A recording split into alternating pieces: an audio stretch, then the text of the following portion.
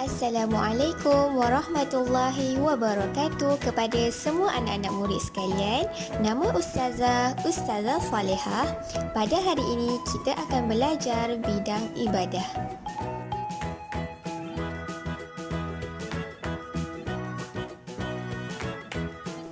Sebelum kita memulakan pembelajaran kita pada hari ini, marilah kita bersama-sama membaca doa belajar. Mari sama-sama Ustazah untuk membaca doa belajar. Bismillahirrahmanirrahim. Allahumma aftah alaina hikmataka wanshur alaina min khazaini rahmatika ya arhamar rahimin. Amin.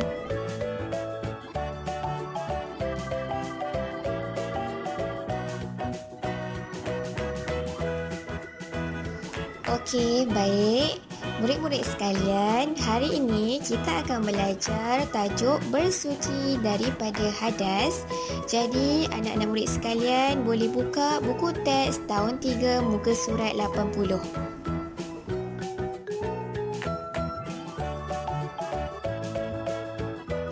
Okey, baik. Ustazah akan teruskan dengan maksud hadas.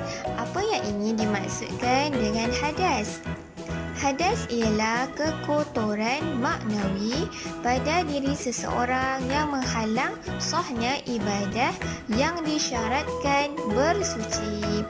Maksudnya di sini apabila adik-adik dalam keadaan berhadas, ini menghalang adik-adik untuk melakukan amal ibadah seperti solat, tawaf dan menyentuh Al-Quran.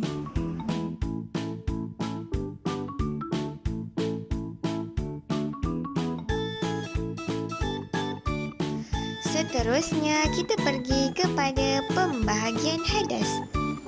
Hadas terbahagi kepada dua. Yang pertama, hadas kecil. Yang kedua, hadas besar.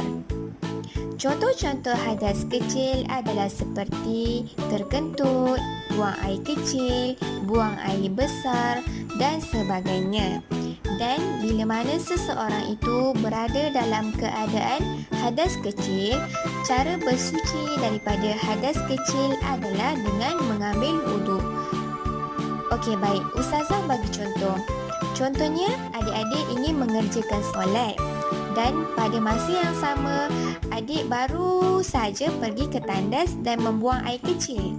Maka, adik-adik dalam keadaan berhadas kecil.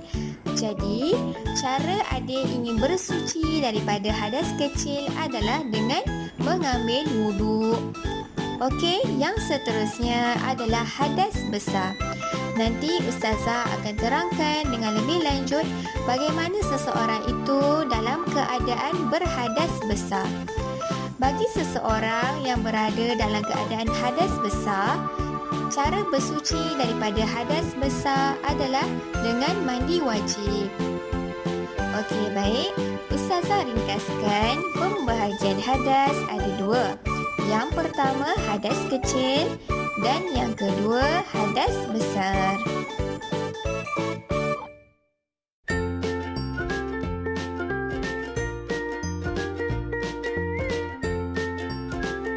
Okey, kita pergi kepada hukum bersuci daripada hadas.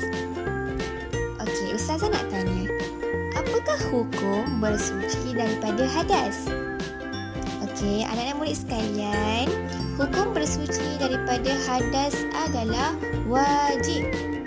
Wajib. Seperti mana di dalam surah Al-Maidah ayat yang ke-6 yang bermaksud, jika kamu berjunub, maka bersucilah.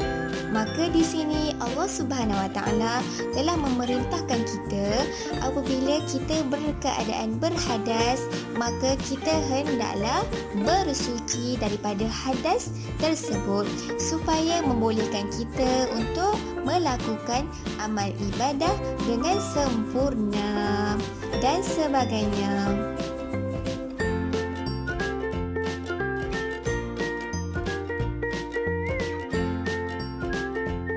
Okey, baiklah. Seterusnya, Ustazah akan terangkan sebab-sebab berhadas besar.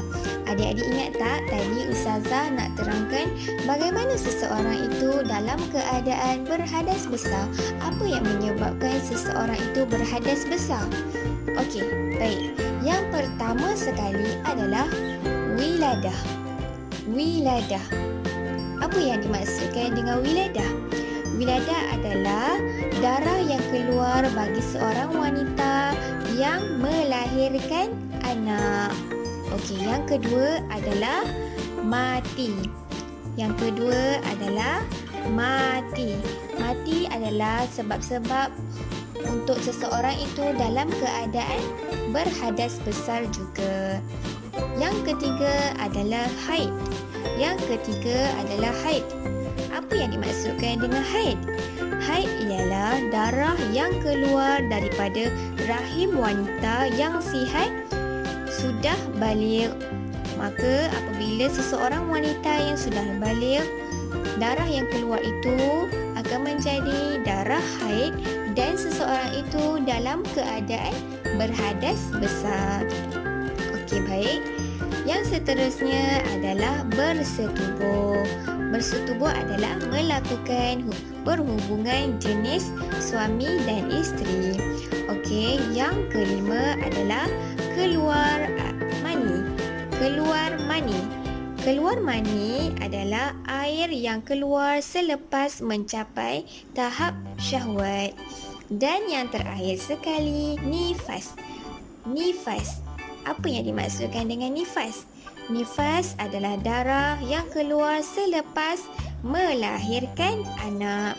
Jadi, 6 keadaan ini adalah keadaan di mana seseorang yang berhadas besar, dan apabila seseorang ini mengalami keenam-enam keadaan ini, maka cara dia bersuci daripada hadas besar ini adalah dengan mandi wajib.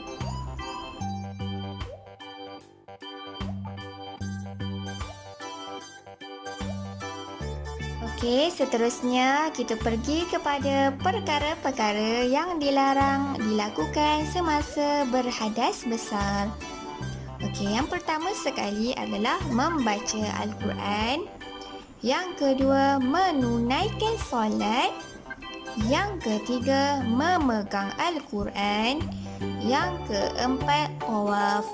Jadi, 4 perkara ini dilarang untuk dilakukan semasa kita berkeadaan berhadas besar. Seseorang itu hendaklah bersuci dahulu, iaitu mandi wajib, untuk membolehkannya melakukan perkara-perkara tersebut.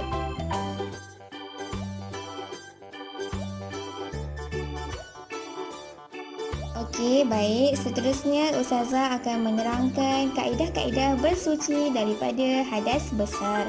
Yang pertama sekali, menghilangkan najis terlebih dahulu. Selepas itu, membaca basmalah sambil berniat mengangkat hadas besar.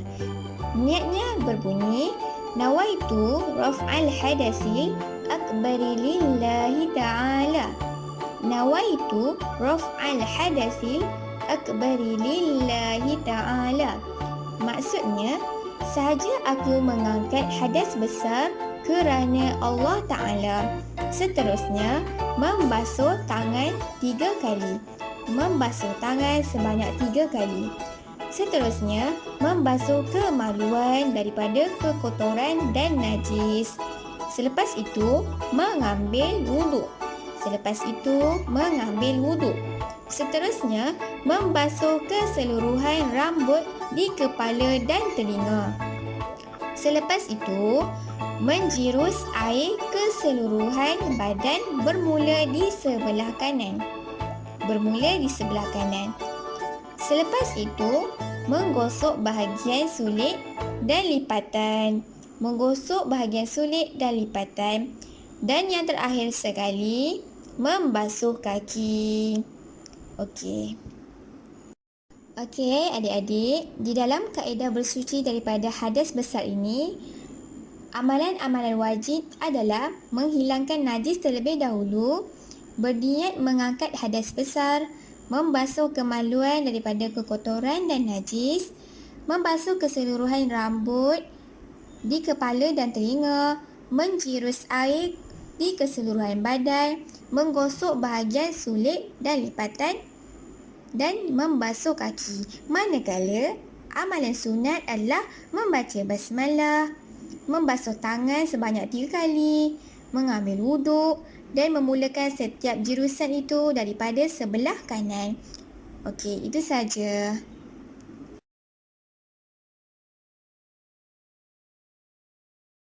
Okey, seterusnya kita pergi kepada kepentingan mandi wajib dari sudut jasmani. Apa pentingnya kita mandi wajib ini? Okey, yang pertama sekali, apabila kita mandi wajib, badan menjadi lebih bersih dan segar. Yang kedua, badan kita akan lebih sihat. Yang ketiga, akan membersihkan diri kita daripada sebarang bauan dan kuman. Dan yang terakhir sekali, memberi keselesaan untuk berinteraksi dengan orang lain.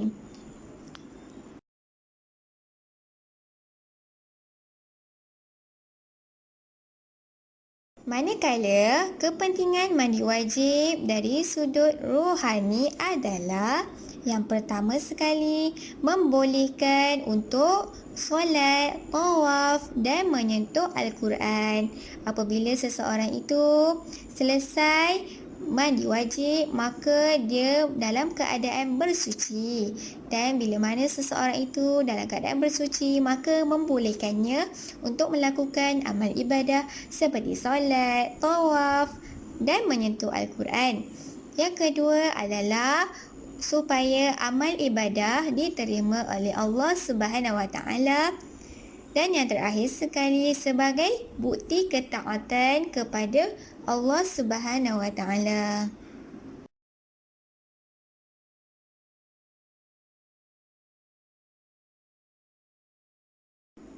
Okey, sekian saja daripada Ustazah Solehah. Ustazah harap anak-anak murid sekalian faham akan penerangan Ustazah. Assalamualaikum warahmatullahi wabarakatuh.